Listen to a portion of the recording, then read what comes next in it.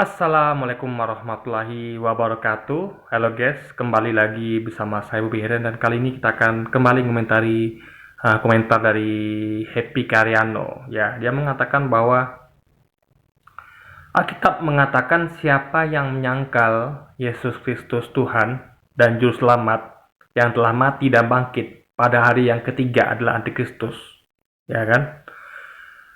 Dikatakan Yesus adalah penutup segala nabi. Setelah Yesus adalah nabi palsu. Sudah tidak terbantahkan. Bagi kami gampang saja melihat mana yang dari Tuhan dan mana yang antikristus. Nah, jadi menurut dia ya, bahwa siapa yang menyangkal Yesus Kristus Tuhan dan Juru Selamat yang telah mati dan bangkit pada hari ketiga adalah antikristus. Ya, jadi syaratnya antikristus adalah orang-orang yang menyangkal bahwa Yesus itu Tuhan dan menyangkal bahwa dia itu telah mati dan bangkit pada hari yang ketiga. Nah, ini dalilnya tidak ada, guys ya, tidak ada. Saya nanti sampaikan dalil yang menyebutkan sebenarnya siapa antikristus itu, gitu kan? Lalu dia juga mengatakan bahwa Yesus adalah penutup segala nabi. Ini sama sekali tidak berdasar, ya. Jadi ada 3 poin di sini ya yang mau kita bantah di sini ya, yaitu pertama bahwa antikristus adalah orang yang menyangkal bahwa Yesus adalah Tuhan dan dia telah mati dan bangkit pada hari ketiga. Itu antikristus ya. Ya, kita akan lihat di dalilnya. Lalu tentang Yesus adalah nabi terakhir, yaitu penutup segala nabi. Ya, setelah Yesus adalah nabi palsu. Ya kan, kita akan lihat, kita akan buktikan. Mengetahui siapa itu antikristus, kita akan baca dalilnya ya. Jadi kita tuh kalau ngomong tuh pakai dalil, guys. Jadi nggak asal-asalan. Nah, tentang antikristus kita akan bacakan ini di di Yohanes 2 Yohanes pasal 2 Yohanes 1 ya. 2 Yohanes 1 kita bacakan ya. Dari panatua kepada ibu yang terpilih dan anak-anaknya yang benar-benar aku kasihi. Bukan aku saja yang mengasihi kamu, tetapi juga semua orang yang telah mengenal kebenaran. Oleh karena kebenaran yang tetap di dalam kita dan yang akan menyertai kita sampai selama-lamanya. Kasih karunia, rahmat dan damai sejahtera dari Allah Bapa dan dari Yesus Kristus Anak Bapa akan menyertai kita dalam kebenaran kasih. Jadi di sini poinnya bentar ya, perlu dipahami bahwa ada 2 entitas di sini, ya, 2 entitas bukan 1, tapi 2. Pertama adalah Allah Bapa dan dari Yesus Kristus Anak Bapa. Jadi ada Allah Bapa dan Anak Bapa. Jadi ada 2 entitas ini ya, harus dipahami. Ada 2 bukan 1 ini. Ada 2 entitas yang berbeda. Yang satu Allah Bapa, dan satu lagi adalah Anak Bapa, yaitu Yesus Kristus. Nah, aku sangat bersuka cita bahwa aku mendapati bahwa separuh dari anak-anakmu hidup dalam kebenaran sesuai dengan perintah yang telah kita terima dari Bapa. Jadi ada perintah dari Bapa ya. Dan sekarang aku minta kepadamu, Ibu, bukan seolah-olah aku menuliskan perintah baru bagimu, tetapi menurut perintah yang sudah ada pada kita dari mulanya, supaya kita saling mengasihi. Dan inilah kasih itu, yaitu bahwa kita harus hidup menurut perintahnya.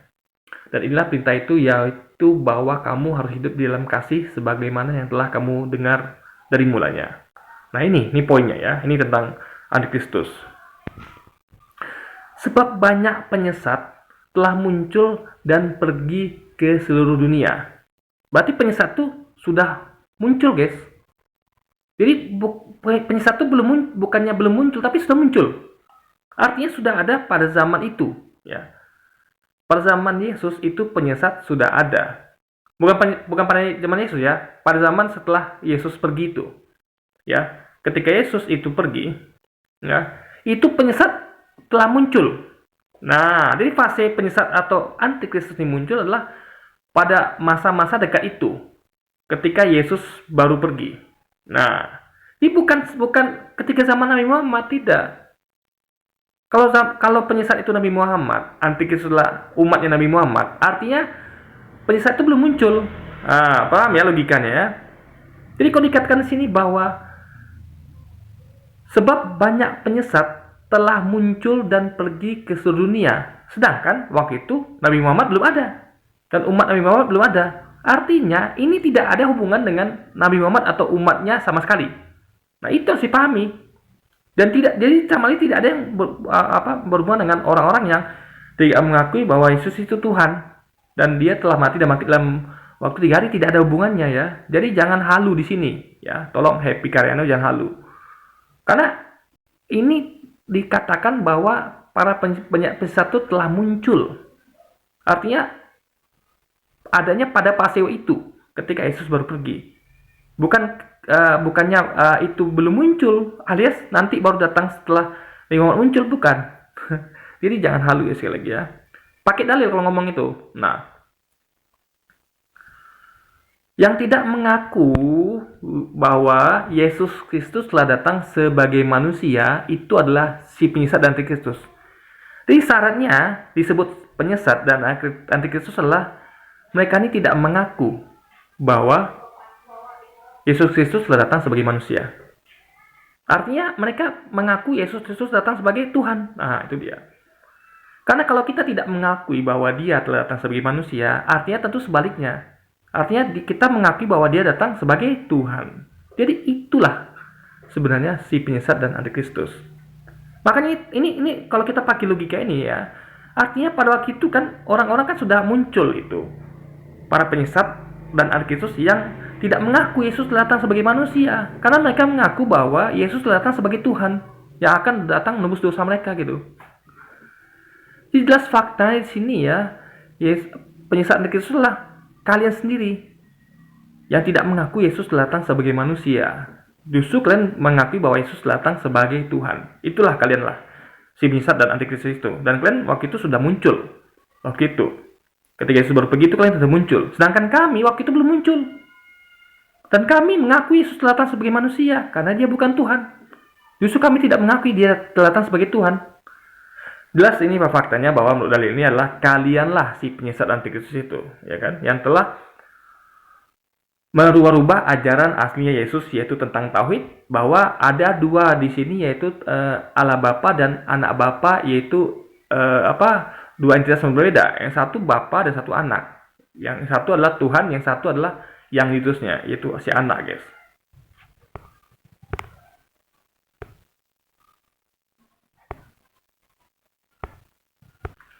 Lalu sekarang kita akan bacakan dari pasal di 1 Yohanes pasal 2 ya. Ayat ke berapa ini? Ayat ke 18. 1 Yohanes 2 ayat 18 ya. Nah, kita akan lihat lagi sebenarnya siapa itu antikristus. Nah, anak-anakku, waktu ini adalah waktu yang terakhir. Dan seperti yang telah kamu dengar, seorang antikristus akan datang. Sekarang telah bangkit banyak antikristus. Artinya ya, antikristus itu akan datang dan telah bangkit banyak antikristus. Artinya itu adalah fasenya. Ya, antikristus itu adalah fase ketika Yesus baru pergi. Ya kan? Ya, jadi udah muncul, ya, udah bangkit. Jadi sesuai dengan dalil yang tadi bahwa antikristus itu telah bangkit dan telah muncul. Ya, pada fase Yesus telah pergi. Ya, baru awal pergi itu dia udah bangkit dan muncul banyak antikristus. Ya kan? Nah, sekarang telah bangkit banyak antikristus. Jadi bukan hanya satu tapi banyak. Nah, itulah yang tadi kita lihat adalah mereka yang tidak mengaku bahwa Yesus telah datang sebagai manusia. Mereka justru mengaku Yesus telah datang sebagai Tuhan. Itulah antikristus. Nah, itulah tandanya bahwa waktu ini benar-benar adalah waktu yang terakhir. Memang mereka berasal dari antara kita. Jadi antikristus itu berasal dari antara para pengikut Yesus sendiri. Bukan dari antara di luarnya, yaitu pengikut Nabi Muhammad. Jadi di sini sekali lagi ya, mau sampaikan ya kepada Happy Karyano yang nuduh-nuduh bahwa umat Islam adalah antikristus, bahwa Nabi Muhammad adalah antikristus, itu tidak ada hubungannya dengan Nabi Muhammad atau umat Islam, nggak ada. Tapi memang mereka berasal dari antara kita. Itu kalianlah orangnya. Ya, dari antara para orang-orang yang ngaku sebagai pengikut Yesus. Ya, jadi kalianlah antikristus. Nah, tetapi mereka tidak sungguh-sungguh termasuk pada kita. Karena kalian tidak sungguh-sungguh termasuk di antara para pengikut Yesus awal. Ya, yang masih berajaran tauhid. Itu contohnya seperti Arius dan kawan-kawan. Itu mereka masih menganut paham unitarian. Lalu kan kemudian muncul paham trinitarian yang menghabisi orang-orang unitarian. Nah, itulah orang-orang yang tidak sungguh-sungguh itu, yaitu penganut paham Trinitarian. Yang sungguh-sungguh itu, yang Arius tadi, yang pengikut Yesus awal, yang masih menganut paham Unitarian alias Tauhid.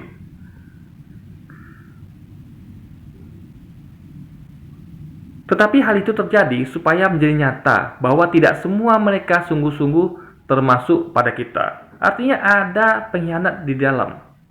Itulah para kaum Trinitarian yang mengkhianati kaum Unitarian yang sudah ada lebih dahulu, guys. Ya, jadi jelas ini sama sekali tidak ada hubungan dengan umat Islam atau Nabi Muhammad. Ini adalah dari antara kalian sendiri, ya. Itu kalianlah pelakunya. Kalianlah antikristus dan pemberontak. Jadi sekali lagi ya, jangan bawa-bawa umat Islam dan Nabi Muhammad dalam hal ini, nggak ada hubungannya. Ya, karena waktu itu Nabi Muhammad dan kami belum muncul. Tapi para penyesat dan Kristus itu sudah muncul pada waktu itu. Dan mereka berasal dari antara kalian. Dan mereka adalah yang tidak mengakui Yesus datang sebagai manusia. Karena kalianlah yang tidak mengakui bahwa Yesus datang sebagai manusia. Kalian mengakui Yesus datang sebagai Tuhan. Dan kita akan perkuat lagi dengan ayat tentang nabi palsu ya. Kita akan lebih jelas lagi di sini akan mengetahui ya. Bahwa nabi palsu itu juga dari kalian juga. Kita akan lihat lagi, guys. Nah, sekarang tentang nabi-nabi palsu. Ini kita bisa baca di Matius pasal 7 ayat 15 ya, sampai 29. Waspadalah terhadap nabi-nabi palsu yang datang kepadamu dengan menyamar seperti domba, tetapi sesungguhnya mereka adalah serigala buas. Nah, catat poinnya, yaitu mereka itu datang menyamar seperti domba, alias ya mereka pura-pura sebagai pengikut Yesus juga gitu. Jadi ini ada hubungan sama Nabi Muhammad atau Islam, nggak ada hubungannya. Ya, Nabi Muhammad tidak pernah menyamar seperti domba, nggak pernah. Karena kalian bahkan menghina beliau dengan mengatakan bahwa beliau dan kita adalah onta kan. Jadi ini nggak ada hubungan sama Nabi Muhammad atau Islam. Jadi saya lagi jangan tuduh kami ya, karena kami nggak ada hubungan dengan itu. Nabi palsu itu adalah kalian ya, kalian. Karena kalian yang menyamar seperti domba. Kalian pura-pura seperti domba, padahal kalian bukan domba gitu kan. Nah, tapi sungguhnya mereka adalah serigala yang buas. Kenapa? Buas karena merubah ajaran Yesus gitu. Ajaran tauhidnya Yesus diubah. Makanya serigala buas. Karena serigala buas itu yang mengubah ajaran itu gitu kan. Dari buahnya lah kamu akan mengenal mereka. Artinya buahnya akan beda dari pohonnya. Ingat, pohonnya adalah Yesus. Buahnya kalian. Nah, jadi buah itu ya kita akan kenal. Kok beda sama pohonnya? Pohon durian tentu buahnya durian. Kok bisa pohon durian buahnya rambutan? Karena nggak mungkin. Nah, artinya pengikutnya itu harus sesuai dengan apa yang diikutinya. Buah harus sesuai dengan pohonnya kan. Nah, artinya kalau pohonnya durian, buahnya durian. Kalau Yesus sunat, buah juga harus sunat. Paham ya? Benar kan? Jadi apa yang Yesus ajarkan ya tentang hanya berbakti kepada Allah saja, itu harusnya juga diikuti. Tapi kan tidak, mereka berbakti kepada Yesus. Nah, di situ berarti mereka sudah menyimpang. Lalu Yesus katakan juga kan, kenapa kalian katakan aku baik? Tidak ada yang baik kecuali Allah saja. Tapi mereka katakan Yesus baik. Artinya mereka sudah tidak sesuai dengan pohonnya gitu. Yesus memerintahkan bahwa hanya Allah saja yang baik. Hanya Allah saja yang baik. Kenapa kalian katakan aku baik? Tidak ada yang baik kecuali Allah saja. Tapi mereka masih saja ngeyel dan mengatakan Yesus baik. Kan tidak ada yang baik kata Yesus, Allah saja kan. Jadi antara pohon dengan buah tidak sinkron gitu. Nah, jadi makanya dari buahnya lah kamu akan mengenal mereka, karena buahnya beda sama pohonnya. Yesus sunat, buahnya nggak sunat. Nah, itu tandanya nabi palsu itu gitu guys. Buah yang nggak sesuai dengan pohonnya, buah yang menyamar seperti domba, padahal bukan domba gitu kan. Dapatkah orang memetik buah anggur dari semak duri atau buah ara dari rumput duri? Demikianlah setiap pohon yang baik menghasilkan buah yang baik, sedang pohon yang tidak baik menghasilkan buah yang tidak baik. Tidak mungkin pohon yang baik itu menghasilkan buah yang tidak baik, atau pohon yang tidak baik itu menghasilkan buah yang baik. Dan setiap pohon yang tidak menghasilkan buah yang baik pasti tebang dan dibuang ke dalam api. Jadi dari buahnya lah kamu akan mengenal mereka. Nah, ini poin yang penting ya. Nih, bukan seorang yang berseru kepadaku Tuhan Tuhan akan masuk ke dalam kerajaan surga. Ya. Ini bukan itu. Kenapa? Karena beliau bukan Tuhan. Kenapa? Karena kalau kalian jadi hanya orang yang mengaku bahwa Yesus Tuhan lah yang akan menyebut dia Tuhan. Yang akan berseru kepada dia Tuhan-Tuhan itu hanya kalian, bukan umat Islam atau umat non-Kristen lainnya. Ya, umat Islam, umat Hindu, umat Buddha, bahkan ateis tidak akan pernah menyebut atau berseru kepada Yesus Tuhan-Tuhan, tidak akan pernah. Karena kita tidak mengaku dia Tuhan. Tapi siapa melakukan ini? Kalian yang mengaku bahwa dia Tuhan akan berseru kepada dia yaitu Tuhan-Tuhan. Nah, itu tidak akan masuk dalam kerajaan surga. Artinya dia bukan Tuhan. Nah, jadi pertanyaannya, kalau tidak masuk dalam kerajaan surga kemana? Ke neraka. Karena ingat, nanti ketika akhirat nanti nggak ada lagi tempat selain surga atau neraka, nggak ada lagi. Dunia sudah nggak ada lagi. Jadi kalau tidak masuk ke dalam surga alias masuk neraka, itu poinnya guys yang harus dipahami. Jadi di sini saya langsung strike saja gitu, strike aja langsung, ya langsung aja strike ya kok strike langsung. Ingat, hanya ada 2 tempat nanti ya di akhirat tuh, hanya ada surga sama neraka. Kalau tidak masuk surga, artinya masuk ke neraka. Itulah orang-orang yang berseru kepada Yesus Tuhan, dia akan masuk ke dalam surga, ke dalam neraka. Ya kan? Nah, melainkan artinya sebaliknya. Berarti kalau yang berseru pada Yesus Tuhan akan masuk neraka, alias tidak masuk dalam surga, melainkannya adalah yang masuk surga. Siapa? Itu dia melakukan kehendak Bapakku di surga. Alias kita yang melakui kehendak Bapaknya, yaitu Allah di surga. Kita yang akan masuk surga nanti, karena kita yang mengikuti melakukan kehendak Bapaknya. Nah, ini jelas lagi ya. Pada hari terakhir banyak orang akan berseru kepadaku, Tuhan, Tuhan. Jadi nanti pada hari terakhir ya, dekat-dekat kiamat tuh akan banyak orang berseru kepada Yesus, ya, Tuhan, Tuhan. Nah, siapa mereka? Sekali lagi, orang Kristen. Tidak ada orang lain yang akan nyebut dia Tuhan selain kalian. Kalianlah yang akan nyebut dia Tuhan. Ya. Juga mempertanyakan bahwa bukankah kami bernubuat demi namamu dan mengusir setan demi namamu? Jadi nama ini adalah nama Yesus. Ingat ya, yang melakukan ini hanya orang Kristen, tidak ada yang lain. Dan mengadakan banyak mukjizat demi namamu juga. Nah, ini adalah nanti orang Kristen yang akan melakukan ini, karena hanya mereka yang menyebut Yesus Tuhan dan bernubuat demi nama Yesus, mengusir setan demi nama Yesus, dan mengadakan mukjizat demi nama Yesus. Itu cuma orang Kristen, nggak ada yang lain. Jadi mereka nanti akan seperti itu nanti, ya. Nah, tapi apa yang akan dilakukan Yesus? Nah, Yesus pada waktu itulah aku akan berterus terang pada mereka. Di waktu itu Yesus akan terus terang. Mungkin selama ini Yesus belum terus terang, ya. Belum terus terang dia membiarkan saja gitu. Ya. Dia hanya memperhatikan saja nih orang nih kok gini gitu kan. Dia belum mau terus terang. Nah, nanti dia akan terus terang. Pada waktu itulah aku akan berterus terang pada mereka dan berkata, aku tidak pernah mengenal kamu. Coba kepada orang Kristen ini yang menyebut dia Tuhan dan mengaku-ngaku tadi, ya. Karena hanya mereka melakukan itu. Saya tidak mungkin mengaku-ngaku, nggak mungkin. Ya, menyebut dia Tuhan tidak mungkin. Tidak ada satupun orang yang di luar Kristen itu yang akan menyebut Yesus Tuhan dan mengaku bahwa dia itu telah memakai namanya, nggak akan ada. Itu hanya kejadian pada orang Kristen. Karena hanya mereka melakukan itu. Jadi mereka lah yang merasa berhak untuk mengklaim itu gitu kan. Nah, jadi ini adalah untuk orang Kristen. Apa yang dikatakan Yesus ya? Aku tidak pernah mengenal kamu. Kenapa? Karena dia tidak pernah mengajarkan itu. Dia tidak pernah mengajarkan bahwa dia Tuhan. Makanya dia nggak kenal mereka ini gitu loh. Kok bisa melakukan sesuatu yang tidak pernah diajarkan gitu kan? Nyalakan daripada aku kamu sekalian pembuat kejahatan. Disebut sebagai pembuat kejahatan. Nah, ini yang orang-orang tidak pahami ya. Mereka mengira maksud pembuat kejahatan adalah orang yang mencuri, membunuh, merampok. Tidak bro. Bukan. Tapi pembuat kejahatan adalah orang yang melakukan apa yang tidak Yesus ajarkan. Itulah pembuat kejahatan tertinggi. Yaitu syirik. Ya, menuhankan dia yang dia tidak pernah mengajarkan itu. Itulah kejahatan terbesar. Menuhankan sesuatu yang tidak Tuhan. Nah itu. Kenapa? Kalau kejahatan dimaksud sini adalah kejahatan seperti mencuri, merampok, tentu tidak masalah bagi dia. Kenapa? Karena dosa akan ditebus. Kan mereka ini kan mengaku Tuhan. Lalu mereka juga mengklaim bahwa telah melakukan ini itu dengan nama Yesus. Seharusnya kan mereka berarti kan adalah pengikut Yesus yang menuhankan Yesus dengan sempurna gitu. Karena melakukan segalanya, bukan hanya percaya dia Tuhan tapi juga menggunakan banyak namanya dalam banyak hal gitu kan. Tapi tidak. Yesus akan mengusirnya dan dikatakan sebagai pembuat kejahatan. Ya. Karena kalau itu adalah kejahatan yang tadi itu mencuri, merampok, membunuh, harusnya kan diampuni. Karena apa kan dosa ditebus gitu. Saat dosa ditebus kan hanya tinggal mengakui dia Tuhan. Tapi tidak.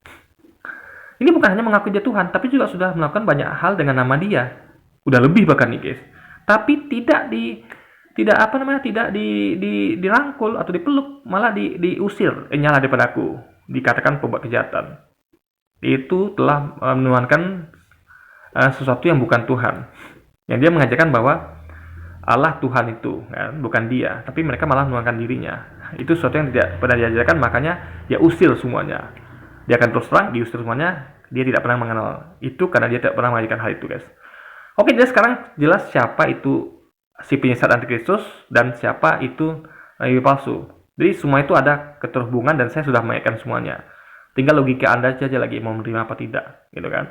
Semoga Allah kasih hidayah pada kita semua ya, terutama Anda, terutama juga Happy Karyano yang harus paham ya. Jadi ngomong tuh harusnya pakai dalil. Jangan yang seperti tadi itu yang nggak ada dalilnya gitu kan. Nah, kalau ini kan ada dalilnya dan saya terangkan dengan detail dan saya hubungkan dan saya kaitkan antara semuanya dan menjadi make sense dan jadi masuk akal. Tinggal apakah akal Anda mampu menerimanya. Karena ini hal yang masuk akal sekali yang saya sampaikan, guys. Oke, jadi saya tidak menyampaikan sesuatu yang tidak masuk akal dan tidak logis, tapi ini adalah sangat masuk akal dan sangat logis sekali. Oke, jadi mungkin sekian dulu aja video kita kali ini, guys. Sampai jumpa lagi di video selanjutnya. Wassalamualaikum warahmatullahi wabarakatuh, guys.